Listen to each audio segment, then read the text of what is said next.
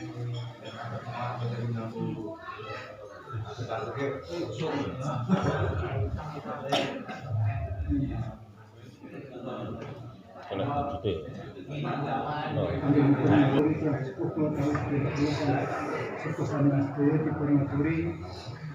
kalau perantasipun Bapak Sudarwanto. Sebelum mulai metik, ingkang dipun mulai metik, Ibu Bumi Bapak Kuasa, Bapak Lima Ibu Bumi, Bapak Surya Ibu Perti mulai metik malih.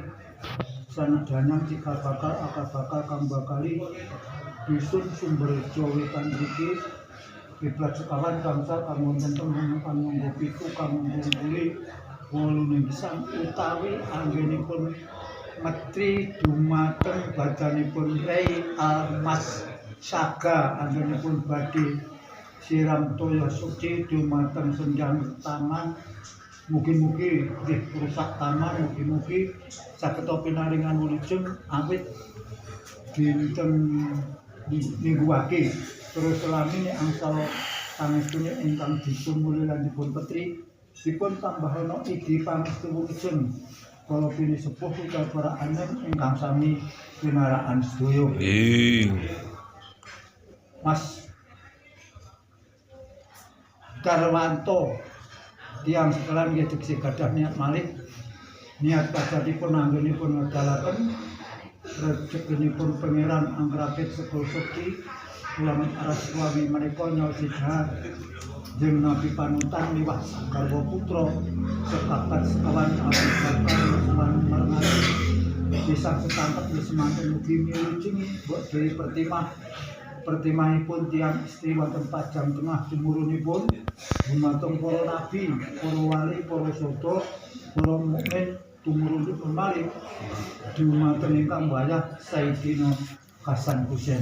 Pramila saya pakempalan dipun sasidar mulih panjenenganipun Pak Sudarmanto nuwun rahayu jeung Rei Almas Saga anggenipun badhe siram toya suci dumateng seberang taman nggih rusak taman.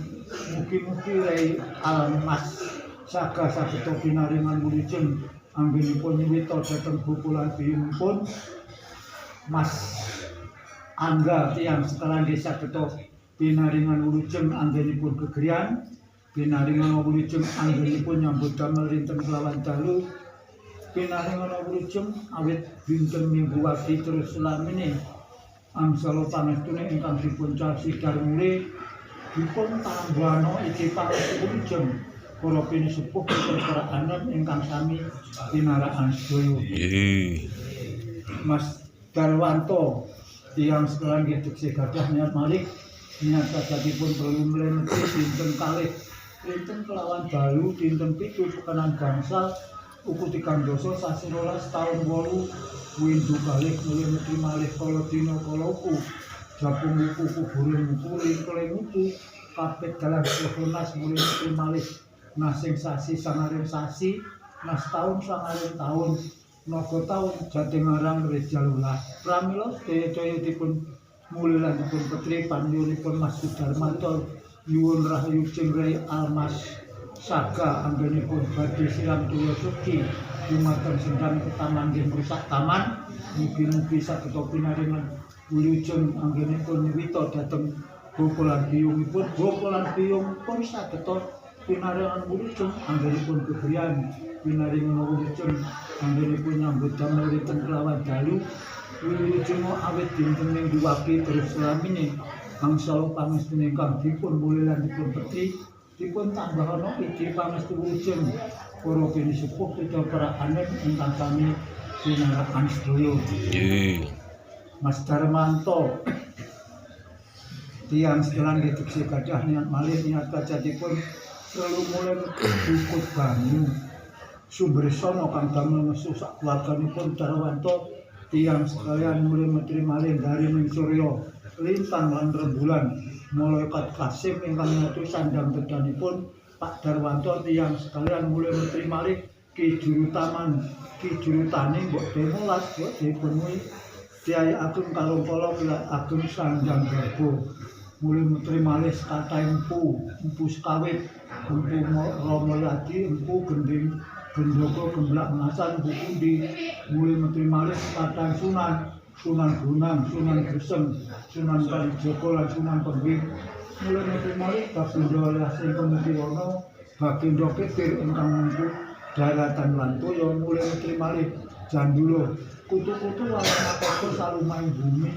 sak kuping langit ingkang manut akan rasul ingkang wajib dipun mulih lan dipun petri pramila sedaya-sedaya dipun mulih lan dipun petri panjenenganipun Pak Darwanto nyuwun rahayu wilujeng Rai Almas Saka anggenipun badhe siram kula suci dumateng sendang petaman nggih rusak taman mugi-mugi saged pinaringan wilujeng anggenipun nirita dhateng bapa biyungipun pinaringan wilujeng awit dinten Minggu Wage terus lamine angsala pangapunten ingkang dipun mulih lan dipun petri dipun tambahana iki pangapunten para pinisepuh picabar aneh ingkang sami dinarakaken sedaya. Mas Darwanto tiyang sekarang nggih.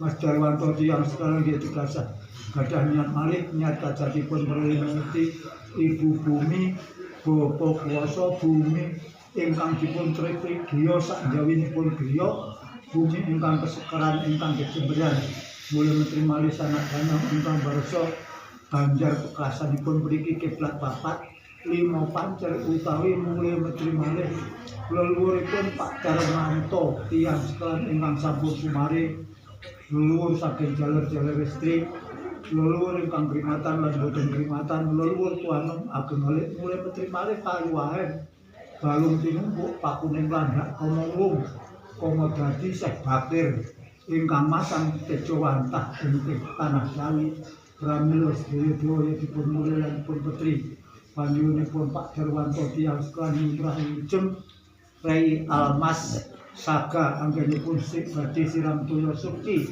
dumateng sendang petaman gerusak taman desa Keto pinaringan wilujeng awit dinten Minggu Wage terus lamine angsala pangapunten ingkang dipun mulih lan dipun petri dipun tambahaken iki pangestu wilujeng para pinisepuh picabar aneh ingkang sami pinarakaken sedaya.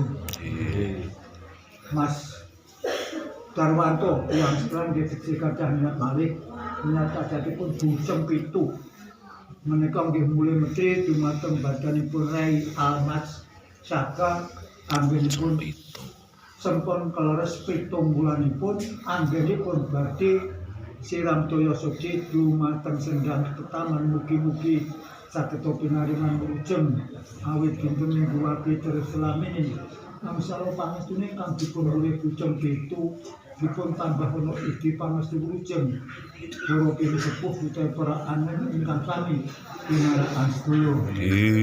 Mas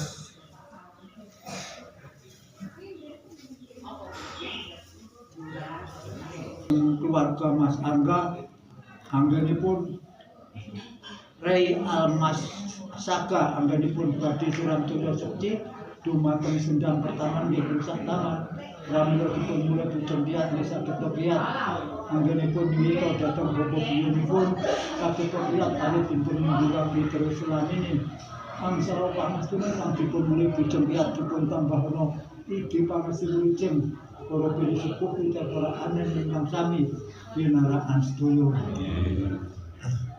Sekarang kecil gadah niat malih niat kajatipun jangan panggul menika mulai menteri dumateng badanipun si Rai Almas Saka anggenipun badhe siram toya suci dumateng sendang petaman pramila dipun mulih jangan panggul bisa ketemu manggul kawujudan rinten kelawan dalu sak sobo paranipun sak kami telemupun dari hadiahnya tas yang makan dulu kan. Oke, silakan bisa kembali, terima kasih. Teman-teman makan dulu dong, teman-teman. Oke, teman-teman kami ucapkan terima kasih banyak atas kehadiran doa yang saudara semuanya yang sudah berkenan untuk hadir dari teman-teman. Berkatmu telu. Telu. Niat dan hajat dari Soleh juga dapat terkabulkan oleh Sama Kuasa. Amin amin ya rabbal alamin ya. Iya, untuk berikutnya makasih ya dia lagi mau. Boleh hadiah kayak Kali gini. ini kita kasih Boleh hadiah ya? untuk teman-teman yang tahu nama bundanya adik Rin. Sasa. Bundanya Rin namanya siapa? Sasa. Siapa?